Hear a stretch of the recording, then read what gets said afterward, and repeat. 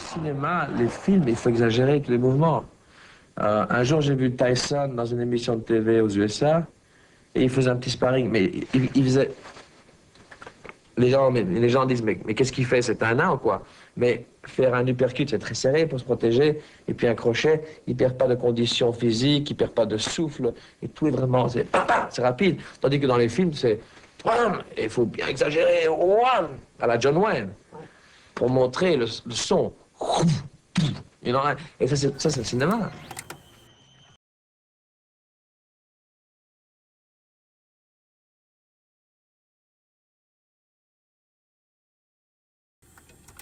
You let the audience, it's a one shot, it's not two shots.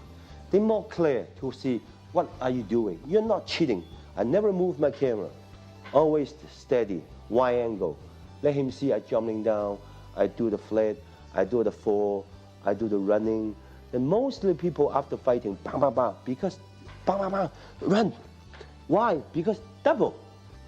The double, they want to cover the face. But when I do it, boom, boom, boom, always turn around. That's Jackie Chan.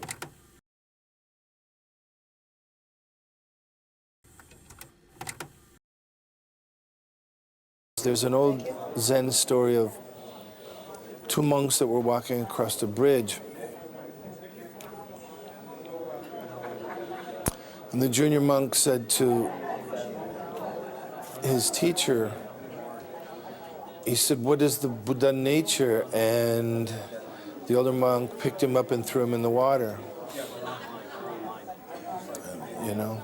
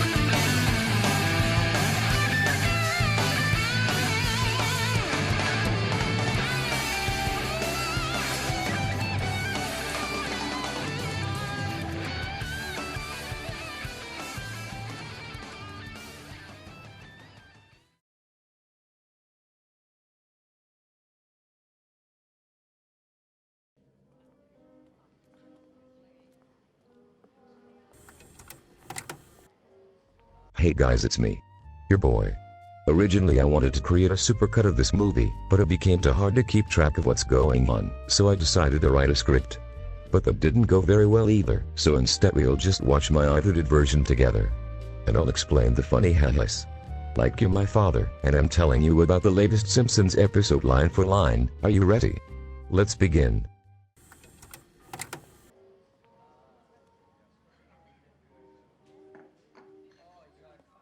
The movie opens with what appears to be a crossbreed between Vin Diesel, George St. Pierre, and an actor filled with regret.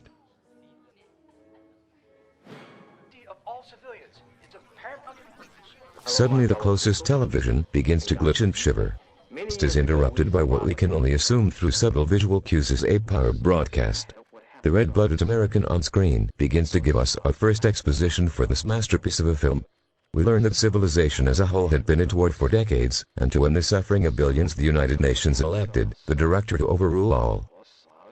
The filibuster explains that while the director did in fact create the peace, people are now no longer able to practice religion and are constantly under surveillance. Open parentheses, stripping us of all freedoms. Close parentheses. Let us fast forward as we follow not Bruce Willis to a club filled with adultery and naughty business.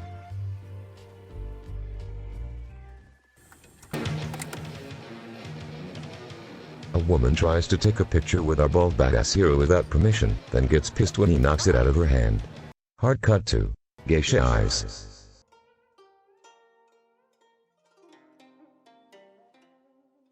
I apologize for breaking your immersion further, but take a listen to this Asian man in the back playing the shamisen. I am amazed he is able to play so many notes on his 3-string guitar with so little movement in his hands. Let us take a listen.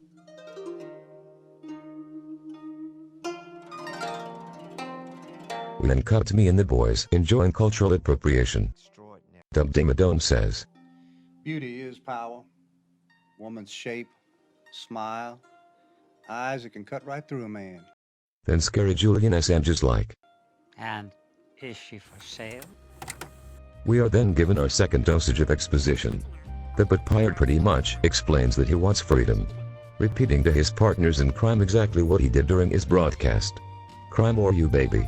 But this scene isn't totally worthless. It is our first taste that society is being pressured into embracing weak culture. It is apparent that Sensei Seagal has caught a bad case of yellow fever. A fate worse than death. The movie really begins to pick up here. El pirata. Says that now that he's internet famous, he get to sling sweet puss like nobody's business. We then cut to our bald hero killing a child in a man's body.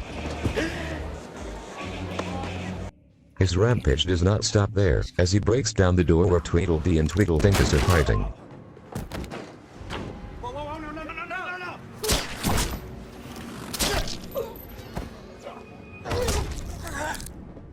At least my favorite character is safe.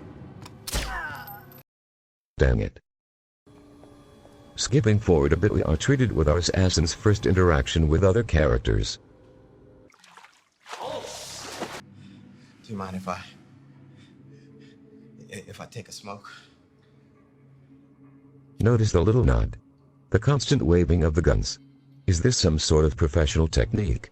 Maybe he is mentally dependent in the regret, and nerves are beginning to bubble up. Or perhaps these pop guns are getting kind of heavy. Pee-pee Pool Pants over here explains why he wants freedom for a third time to the assassin, before realizing he sounds like one of the regurgitating robots he's trying to stop. Steve Vilkus then pops the neighbor right between the eyes, and heads out, sparing the life of the woman in the room. Hard cut to handsome Uncle Fester's apartment. We are treated to a view of the city. This shot is held here for quite some time. Maybe we are supposed to notice something. It is then revealed that our dude friend once killed a woman for trying to hug him and not respecting his personal space. Cold. Google Alexa appears and tells him a message to meet at the usual spot. You have no messages. Okay. I apologize about saying that the movie starts pick up. We're in for a little more narrative building. We learn that the bald menace's name is actually Condor, and he is being chewed up by his handler. His name is the Handler. He explains that because Condor let a witness go free, that he will need to be reconditioned, which will not be painless. Things get heated between the two and a gun is pulled before we cut to the next scene. We are greeted with multiple armed guards outside ready to take Condor away. Condor exits the building. Shadows washed over his face, covering his cold, empty eyes. Condor had just killed his boss in cold blood. And these guards are about to realize they are no-name red shirts, about to be named Aeon, John Wick style. Just kidding, LOL. The Handler walks out a bit later, and they begin to act all buddy-buddy as Condor turns himself in so he can be tortured. I almost envy you. You could do the same. I mean, maybe you could get rid of all those nagging betrayals that are always on your conscience. If I had a conscience. What the fuck is going on? Condor tries to run away, but the clap of his ass cheeks keep alerting the guards. Hee I am so funny. I'm glad you are enjoying the video. To be honest, I am getting kind of annoyed at this voice while I edit. Anyways, I am getting distracted. Condor gets captain and we are treated to one of the best scenes in the film.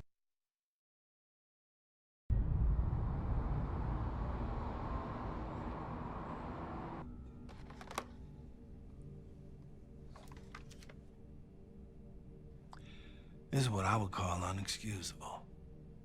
You're the controller, right? We are finally introduced to Sensei Seagal's character. Turns out he's the director, which is weird because he is always the good guy and it is impossible for him to lose. 38 successful sanctions. This scene alone shattered my reality. It was quite the life-changer. I became stronger and my thoughts became more complex. With this power I began to use my celibacy for good. Yeah, well.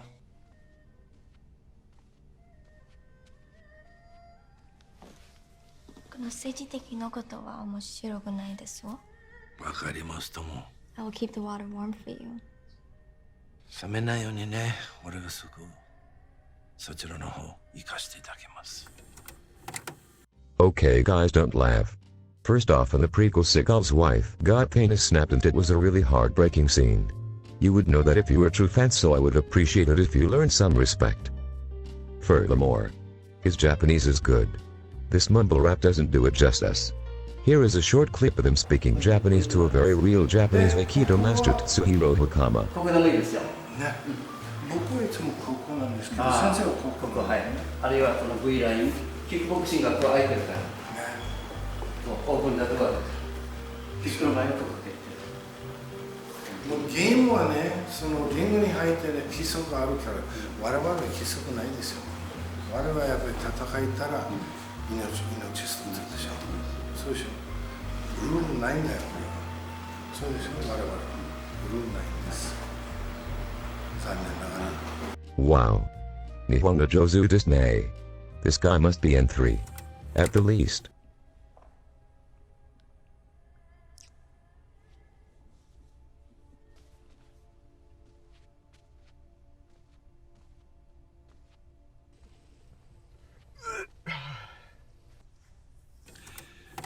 This next part took me a second to realize these characters were speaking English again.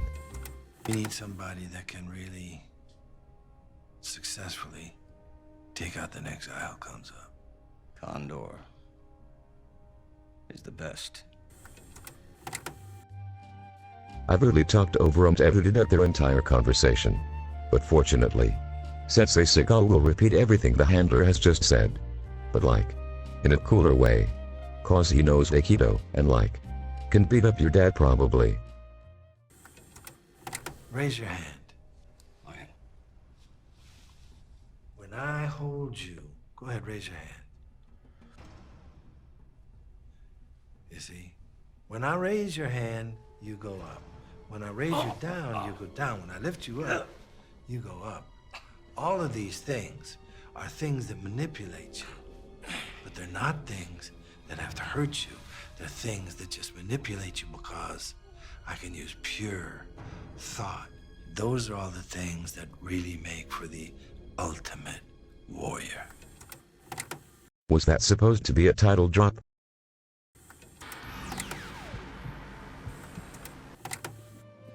So Condor wakes up in the gulag.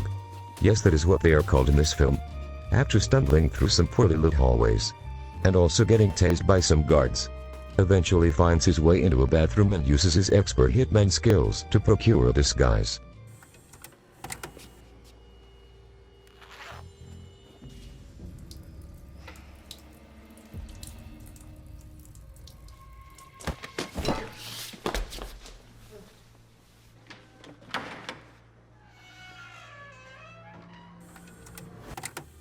Let us play a game.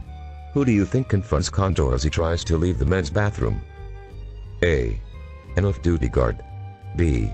An on-patrolling guard. C. A woman entering the wrong bathroom.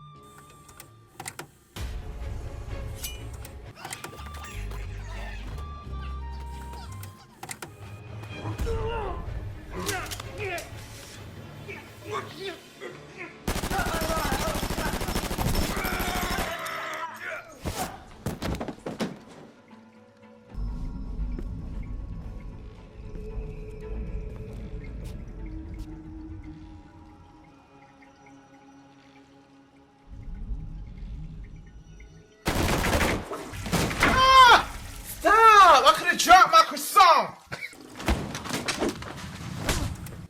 They do shape the camera, and there are some weird cuts. But the scene is well lit, and all the hits have weight to them. I really hope I do not get copyright strikes for showing you the good.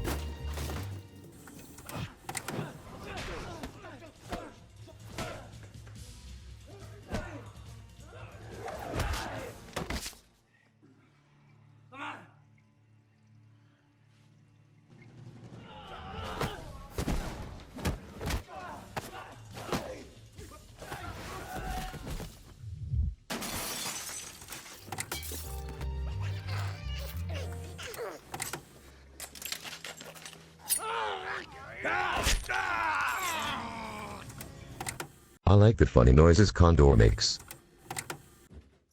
Oh, shit! Sorry. What are you waiting for? Sound the alarm! You traitor.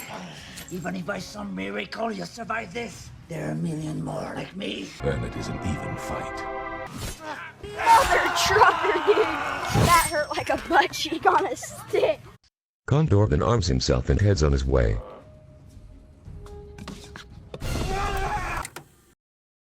Gotcha. Scared you. Scared you.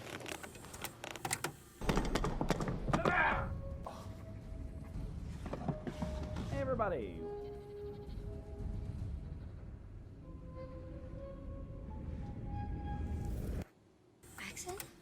Alright, this part is a lot of exposition and nobody wants to hear it, but here we go. Condor's real name is actually Axel. This woman is the hugging woman he killed earlier who is also his wife. She is used by the director to play with Axel's emotions and reprogramming. Pretty cool, right? Now how are we to know what's real? It's like the Matrix, or something. Here's Nina surpassing Condor's kill count within one scene.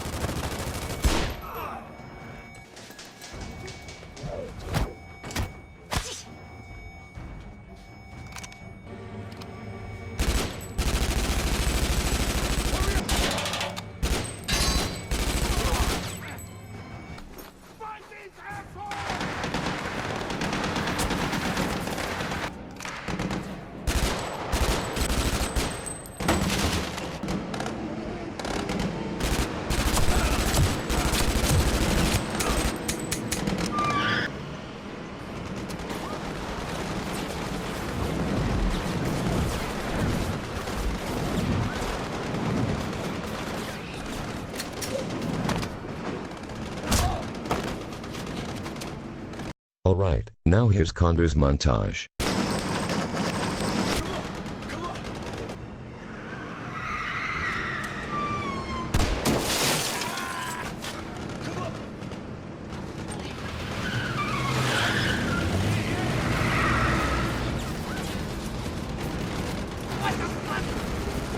We need to get somewhere to hide. Where do we go? My place. Yes. You heard it right. Their safe haven of choice is just Axel's apartment. But at least they search the rooms to see if there's anyone waiting for them. And also Axel has this cool line.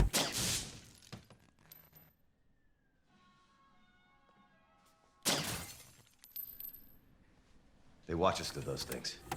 I don't know what to say for the scenes between these two characters, to be honest. Nina and Axel just try to have sex all the time, but they're both so awkward nothing happens.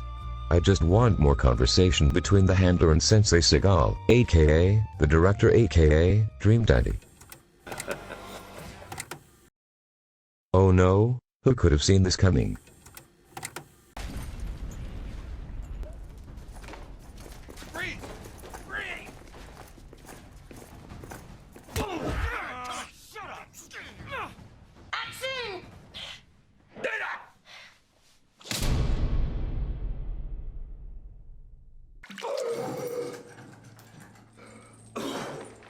So we're getting close to the end of the movie, and we're introduced to this new character. His name is the Interrogator. And in this scene, he interrogates. Also apparently the handler's name was changed to the Controller. But I'm going to keep calling him Handler. Also the actor that plays Condor is in the film Anaconda. So that's neat. Turns out Condor's torture sesh is actually being broadcast live.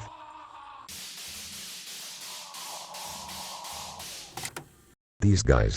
They're important. I swear. Especially this guy that gets upset. His name is Crownus.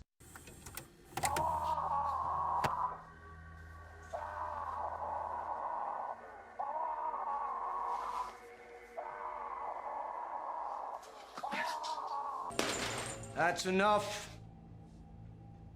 Traitor or not, this is my project. I won't have you slicing his manhood for your own amusement. So yeah. The handler shows up and is like, I know mama, he's my dog. I'll do it. He will die by my hand. But then turns around on the interrogator and is like, bang bang bang. Pull my devil trigger. And saves Condor, which is nice of him, and I appreciate it. They also go to save Nina, but she's already done that cause she's OP and needs a nerve. Let's get out of here. I'm taking you to the safe house. Trust me. Ha ha ha. Did you see how Condor looked like a little baby when they were in the trunk? Funny stuff. Anyways, the handler brings the two stowaways to the rebel headquarters. Turns out the handler's a double agent. We get to hear why everyone wants to kill Steven Seagal for the billionth time, then Nina and Condor finally get to nut knees. It's a weird scene. I got kind of hungry watching, and I think that's the wrong emotion to feel. Then this happened. Hey, fuck you doing in here? You two have plenty of time for all that. Come on, we need to move out. Cronus, you're involved in this. This is for you, sir. Thank you.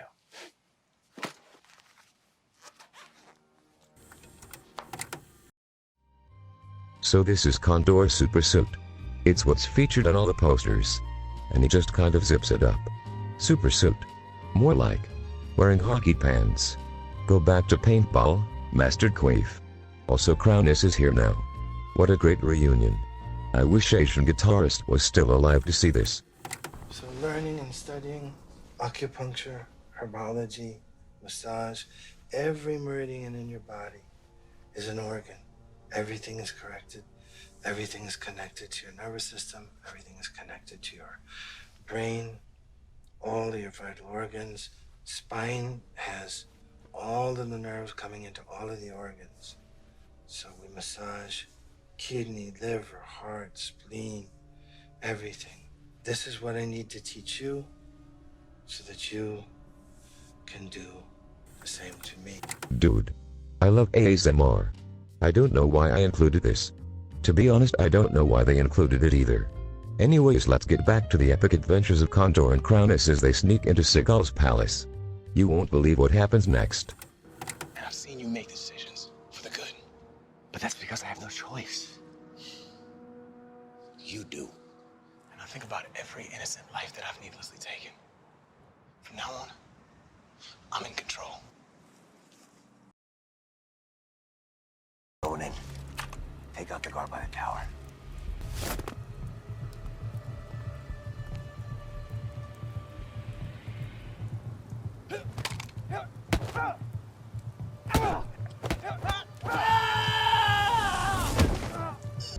Hey, are you okay? I'm dying. Help me. Yeah. Crownus got killed off like the first Carmine brother. So what? You going to cry? I did. But it's okay cause now we get an epic boss fight.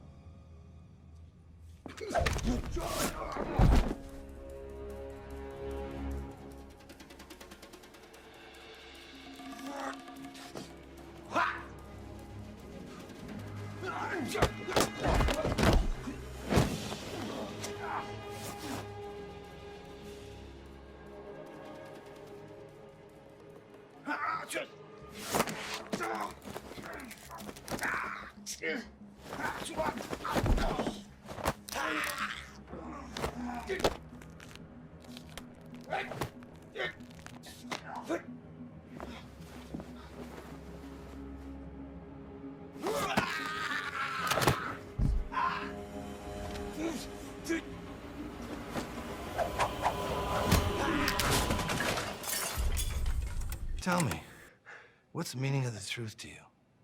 Truth. Truth is truth. Fact. Everything we hear is an opinion. It's not exactly a fact. Everything we see is perspective. It's not necessarily the truth. What does that even mean? What does that mean? I want to see if I can come down inside your mind a little bit and see if you understand what the real reality is. I want to show you something. Take a look at this. So Seagal reveals he knows everything. Like even the handler being a double agent. And is like invincible. And then he comes down into our minds a little bit. And is like, you think I was messing with you? Your wife and handler are actually dating. And they've been programming you to do whatever they wanted. Also the handler gets the epic title drop instead of me. Says the Seagal. That, my dear,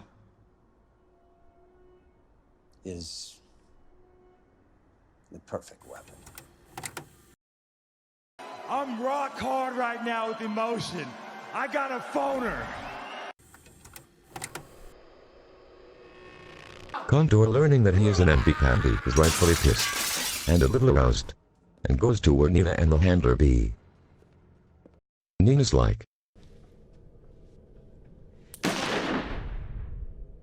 I love you. and Condor is like,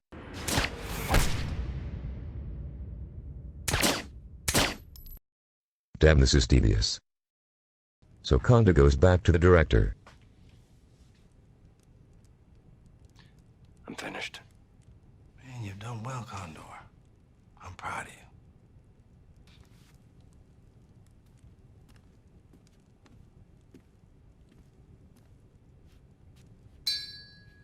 And what his guard is down. Just straight up shags him.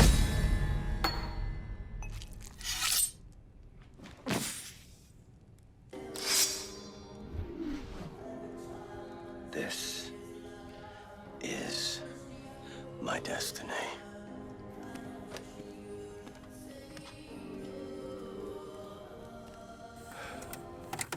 There are a lot of scenes where I don't think Sensei Seagal is acting.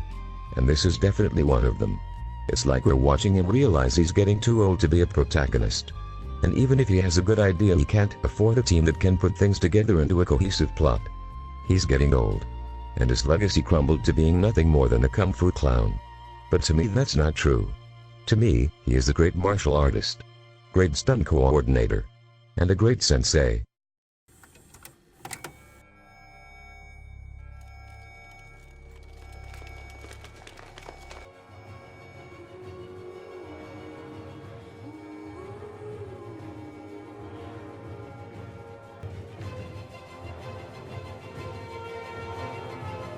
Freedom.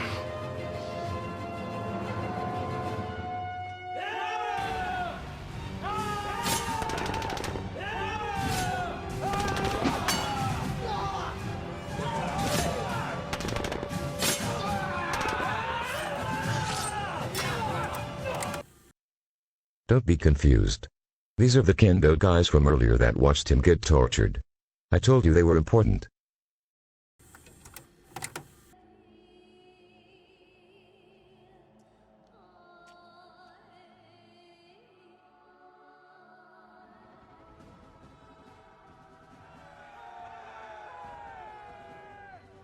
So Condor goes up on the roof and is like internet famous now. And that's pretty sick. But also everyone is free, so they get to do things that free people do. Which is also nice. But there's a post-credit scene. And we are given one of the greatest moments in film history.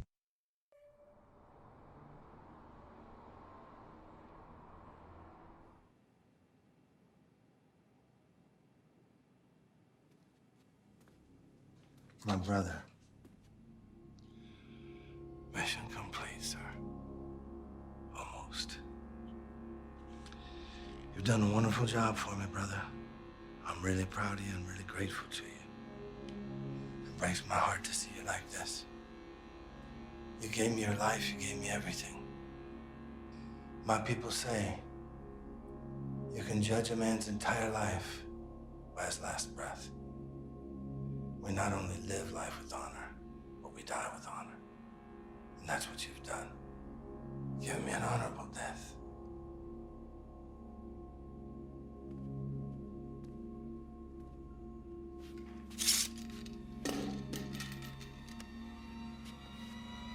You have my word. Avenge me, brother.